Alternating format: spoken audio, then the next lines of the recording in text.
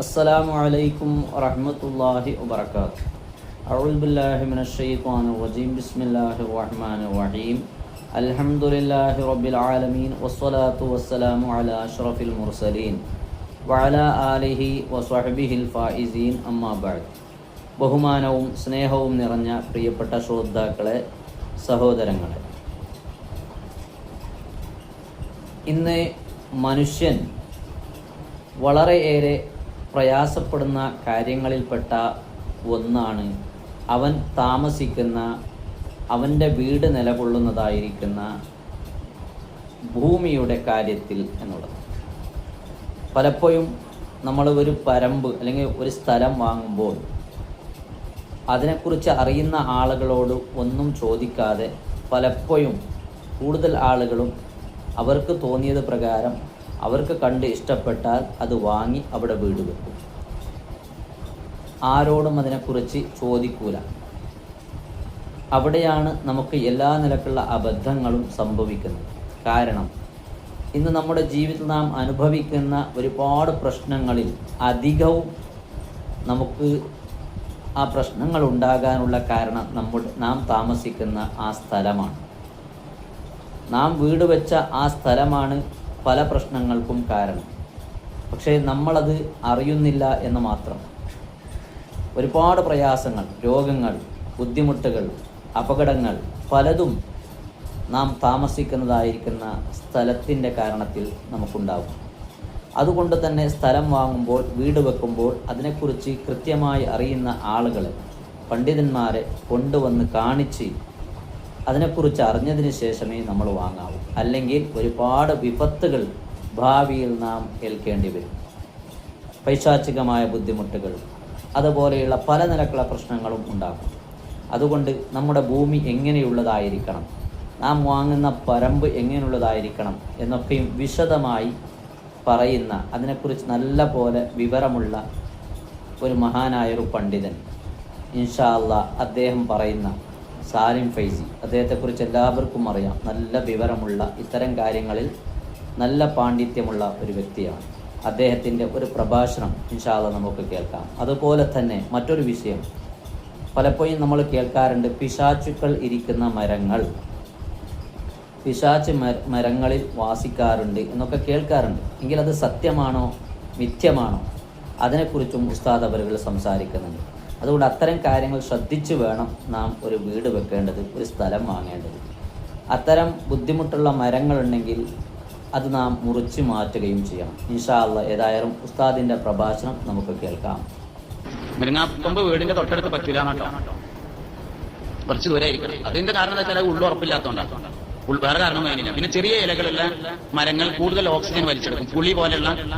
പുളി, അതുപോലെ നെല്ലി പോലത്തെ ചെറിയ ഇലകളുള്ള സാധനങ്ങൾ വല്ലായിട്ട് ഓക്സിജൻ വലിച്ചെടുക്കും. അപ്പൊ മനുഷ്യനാവശ്യമായ ഓക്സിജൻ ഇല്ലാതെയാകും എന്നതൊരു പ്രശ്നമാണ്. ഒരു മനുഷ്യന് 675 ഘനയടി ഓക്സിജൻ ആവശ്യമാണ് എന്ന് പറഞ്ഞാൽ ഏകദേശം 7 മീറ്റർ ചുറ്റളവിലുള്ള ഓക്സിജൻ ഒരാൾക്ക് ആവശ്യമാണ്.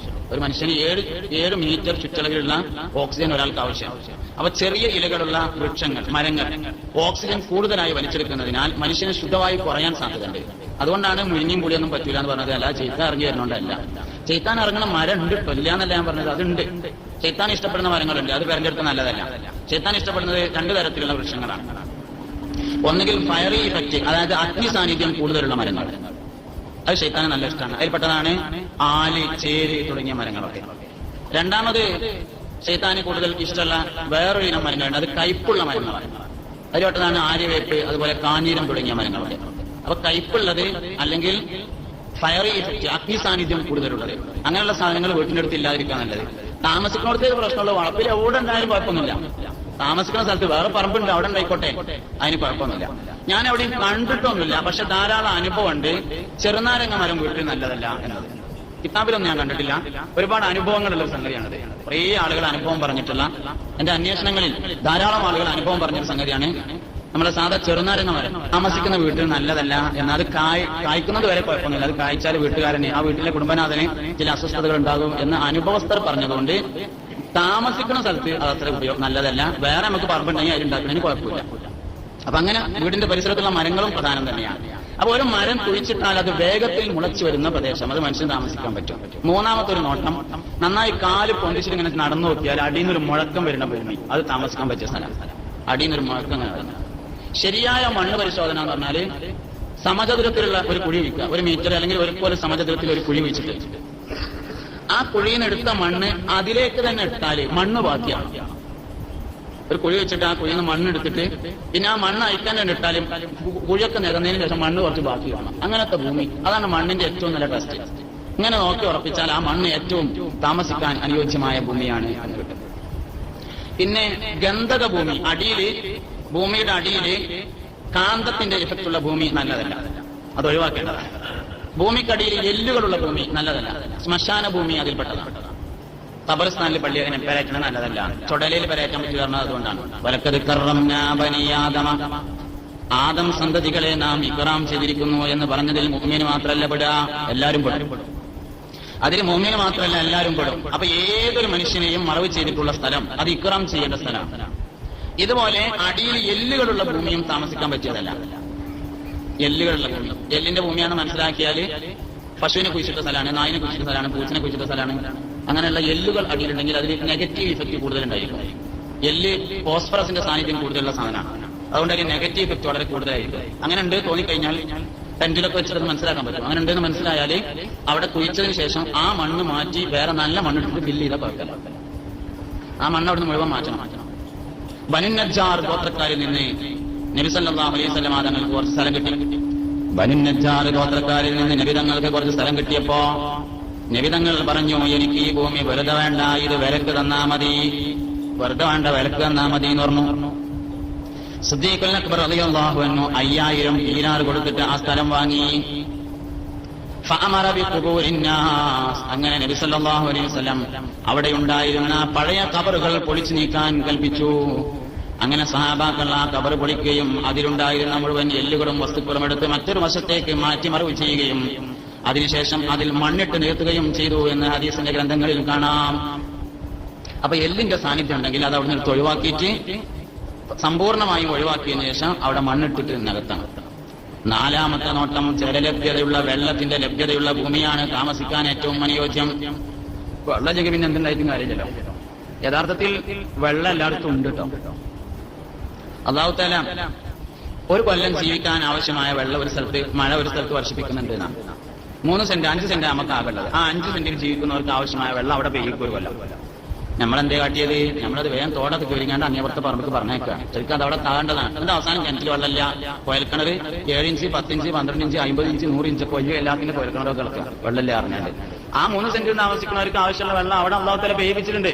അത് മുറ്റം കോൺക്രീറ്റ് ചെയ്തുകൊണ്ട് അടുത്ത വരേക്ക് പോയി ഓന വെള്ളം കിട്ടി, നമുക്ക് കിട്ടിയില്ല. അതുണ്ടായത് മുറ്റം കോൺക്രീറ്റ് ചെയ്തപ്പോൾ പോയതല്ലേ. അവനാന്റെ തൊഴിൽ പെയ്യുന്ന വെള്ളം അവനാന്റെ സ്ഥലത്ത് താകണം, അപ്പോഴാണ് കിണറ്റിൽ വെള്ളം ഉണ്ടാകുക. അല്ലാഹു തആല ആവശ്യത്തിനനുസരിച്ചുള്ള എല്ലാ സാധനവും നമുക്ക് തരുന്നുണ്ട്. ചക്കക്കാലം എന്നൊരു കാലം ഇപ്പൊ കഴിഞ്ഞുകൊണ്ടിരിക്കുകയാണ്. ചക്ക ഉണ്ടായിരുന്നു എല്ലാവരും വിരാവുമേ. എന്താ ചക്ക തിന്നേണ്ട കാലമായതുകൊണ്ട് അല്ലാഹു തആല ചക്ക തന്നു, അതുകൊണ്ടാണ് ചക്കക്കാലം എന്നതിന് പേര്. മാങ്ങ തിന്നേണ്ട ഒരു കാലം വരും, അപ്പൊ അല്ലാഹു തആല എല്ലാ മുൻസിമി മാങ്ങ ഉണ്ടാക്കി തരും, അപ്പൊ അതിന് മാങ്ങാക്കാലം എന്ന് പറയും. തേങ്ങ എല്ലാ കാലത്തും നിന്നാ, അതുകൊണ്ട് തേങ്ങാക്കാലം എന്നൊരു കാലമില്ല, അത് എല്ലാ കാലത്തും നിന്നാൻ പറ്റും. അങ്ങനെ എല്ലാ സാധനവും അങ്ങനെ ആവശ്യത്തിനനുസരിച്ച് അല്ലാഹു തആല നമുക്ക് തന്നുകൊണ്ടിരിക്കും. ആവശ്യമുള്ളതൊക്കെ തരുന്നുണ്ട്, എല്ലാ ആവശ്യമുള്ളതും നമുക്ക് അല്ലാഹു തആല തന്നുകൊണ്ടിരിക്കുന്നുണ്ട്. ചിലതും നമുക്ക് ആവശ്യമില്ല അതുകൊണ്ട് തരുന്നില്ല, ചിലതൊക്കെ ആവശ്യമുണ്ട് അതുകൊണ്ട് തരുന്നുണ്ട് എന്നുള്ളതാണ്. അള്ളാഹ് നമുക്ക് എല്ലാം ആവശ്യമുള്ള, ആരോഗ്യം ആവശ്യമുള്ളപ്പോൾ അല്ലാഹു ആരോഗ്യം തരുന്നു, രോഗം ആവശ്യമുള്ളപ്പോൾ അല്ലാഹു രോഗം തരുന്നു, മുലപ്പാൽ ആവശ്യമുള്ളപ്പോൾ അല്ലാഹു നമുക്ക് മുലപ്പാൽ തന്നു. അത് കഴിഞ്ഞാൽ പിന്നെ മുലപ്പാൽ ആവശ്യമില്ല, പിന്നെ പശുവും പാലാണ് ആവശ്യമുള്ളത്, അതുകൊണ്ട് പശുവും പാൽ തന്നു. ഇങ്ങനെ ആവശ്യത്തിനനുസരിച്ച് ഇങ്ങനെ തന്നുകൊണ്ടിരിക്കുക.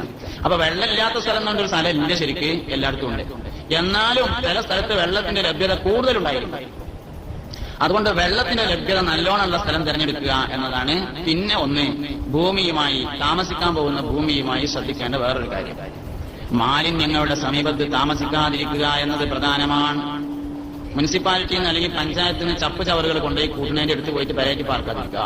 മാലിന്യങ്ങളുടെ സമീപത്ത്, ചളിക്കുഴിയുടെ സമീപത്ത്, മാലിന്യങ്ങൾ സംസ്കരിക്കുന്ന സ്ഥലത്ത്, അതിന്റെ പരിസര പ്രദേശത്ത് താമസിക്കാതിരിക്കുക. മാലിന്യം ഇട്ട സ്ഥലവും നല്ലതല്ല.